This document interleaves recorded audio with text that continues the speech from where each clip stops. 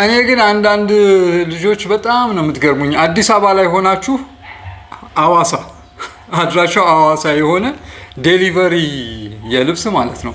ያው እንግዲህ ብዙዎቻችሁ ሳይኮሎጂካሊ የምትሸወዱት ምንድን ነው አዋሳ የቦንዳ ልብሶች በብዛት የሚገኝበት ነው። በኬንያ በሞያሌ በኩል የሚገባ ይሄ በቃ አይምሯችን ውስጥ አለ።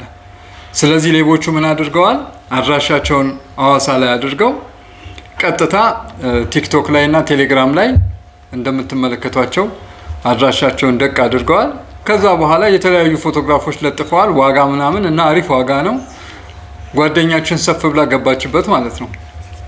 እና አባበሏት እና 3600 ብር የተባለውን ልብስ ቅድሚያ ቀብድ ክፈይ ብለው 1800 ብር አርገዋት ብሎክ አርገዋታል። ሌሎቻችሁ እንዳትበሉ ተጠንቀቁ።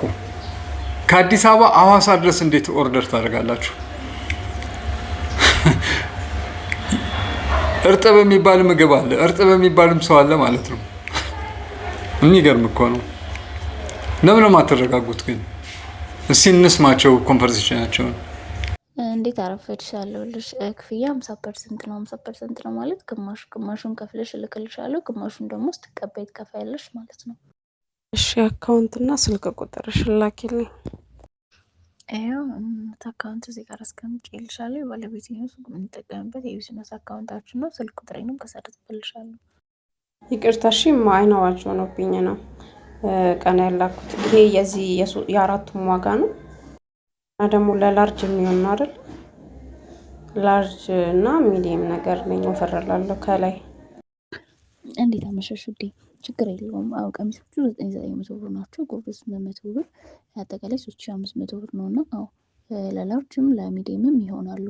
የራሳቸው ማሰሪያ ያላቸው ገመድ አላቸው እና ወገባቸው ላይ ለሚዲየምም ለላርጅም ሰው ይሆናሉ።